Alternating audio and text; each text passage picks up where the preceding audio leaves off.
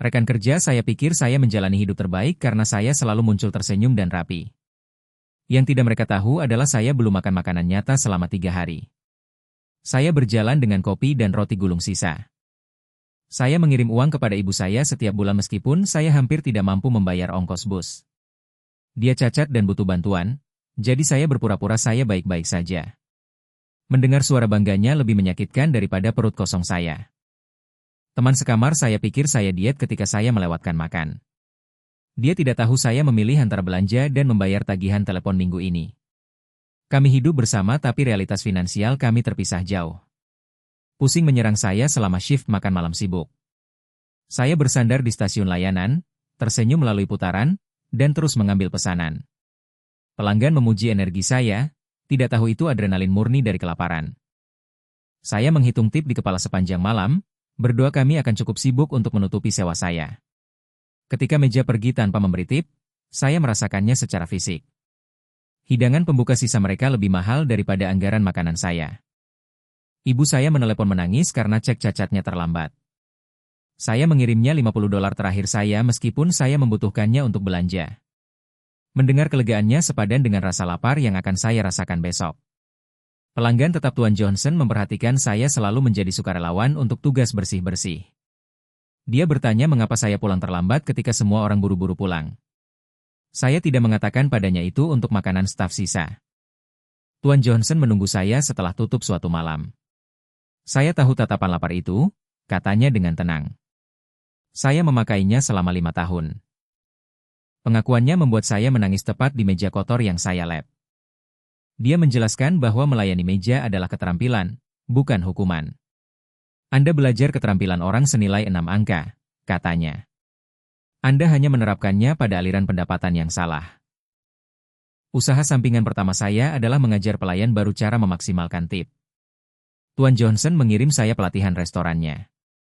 Saya mendapatkan lebih banyak dalam satu sesi pelatihan daripada seminggu melayani meja. Kabar menyebar melalui komunitas restoran. Segera saya melatih pelayan di 3 restoran berbeda. Keterampilan orang saya akhirnya membayar apa yang sebenarnya layak. Saya membeli belanjaan nyata pertama dalam berbulan-bulan. Bukan hanya ramen dan roti, tapi sayuran dan protein sebenarnya. Memasak makanan pertama itu terasa seperti perayaan kelangsungan hidup. Saya berhenti dari pekerjaan pelayan ketika bisnis pelatihan saya menyamai pendapatan restoran. Ketakutan itu nyata, tapi kebebasannya juga. Tidak ada lagi tersenyum melalui kelaparan, tidak ada lagi perhitungan tip. Teman sekamar saya memperhatikan perubahan pertama. Anda terlihat ternutrisi, katanya. Saya akhirnya mengakui tentang perjuangan kelaparan saya. Kejutannya menunjukkan betapa baiknya saya menyembunyikan rasa sakit saya. Saya melunasi kartu kredit pertama saya sepenuhnya. Menonton saldo itu mencapai 0 terasa lebih baik daripada tip besar apapun yang pernah saya terima. Rantai hutang akhirnya putus. Bisnis pelatihan saya berkembang ke kursus online. Pelayan dari seluruh negeri mendaftar. Keterampilan orang saya menjangkau orang yang tidak akan pernah saya temui secara langsung. Saya mengirim ibu saya uang ekstra tanpa khawatir tentang belanjaan saya sendiri. Mendengar tangis bahagianya di telepon adalah suara terbaik yang pernah saya dengar. Saya membantu dari kelimpahan, bukan pengorbanan. Tuan Johnson dan saya bermitra pada proyek konsultasi restoran sekarang. Murid menjadi kolega. Dia mengatakan saya memahami pelayan dengan cara yang tidak pernah bisa dilakukan pelatih perusahaan. Saya mempekerjakan karyawan pertama, pelayan dari restoran lama saya. Mengajarinya bisnis terasa seperti menarik orang lain dari perjuangan yang saya kenal terlalu baik. Kami melunasi semua hutang, setiap kartu kredit, setiap tagihan medis, segalanya. Perasaannya lebih memuaskan daripada malam tip besar apapun yang pernah saya kerjakan. Rekan kerja lama saya melihat saya berbeda sekarang. Mereka meminta nasihat bisnis daripada hanya mengeluh tentang tip buruk. Perjuangan membangun kredibilitas yang tidak pernah bisa saya beli. Saya masih mengunjungi restoran lama saya kadang-kadang.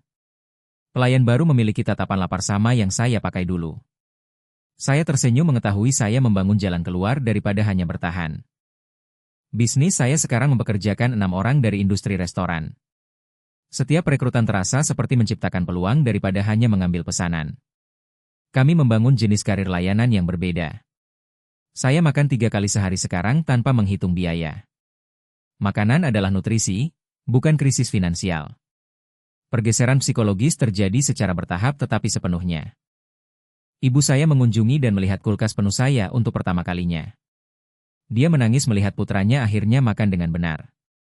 Air matanya menyembuhkan sesuatu di kami berdua. Kami membeli properti investasi pertama, gedung apartemen kecil. Memiliki real estate terasa surreal setelah bertahun-tahun hampir tidak mampu membayar sewa. Siklus kekayaan generasi akhirnya putus. Saya masih bekerja dengan makanan, tapi sekarang mengajar pelayan bagaimana berkembang, bukan hanya bertahan. Dapur adalah kelas saya daripada medan perang saya. Senyum lama saya adalah baju besi melawan dunia. Senyum baru saya asli karena saya benar-benar bahagia. Transformasi bukan hanya finansial, itu emosional dan spiritual juga. Saya memulai dana beasiswa untuk pekerja restoran yang ingin memulai bisnis. Setiap penerima terasa seperti berinvestasi pada diri saya yang lebih muda.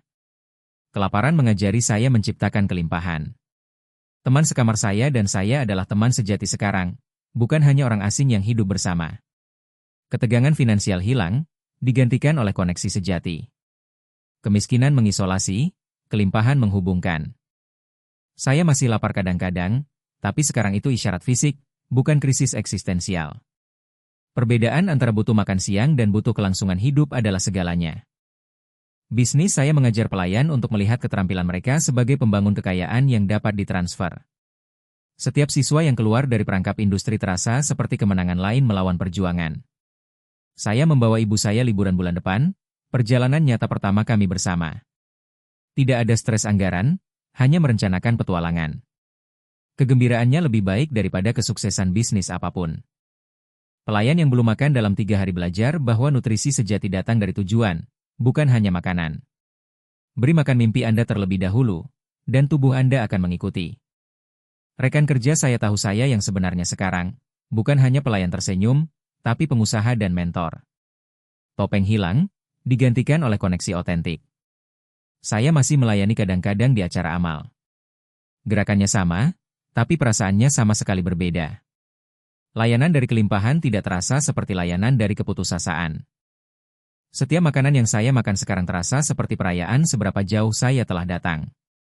Hari-hari kosong mengajari saya menghargai kepenuhan dalam setiap bentuk, perut, hati, dan rekening bank. Sekarang ketika saya tersenyum di tempat kerja, itu nyata. Rasa sakit kelaparan hilang, digantikan oleh tujuan. Pelayan yang kelaparan dalam diam menjadi mentor yang mengajar orang lain berpesta pada potensi mereka.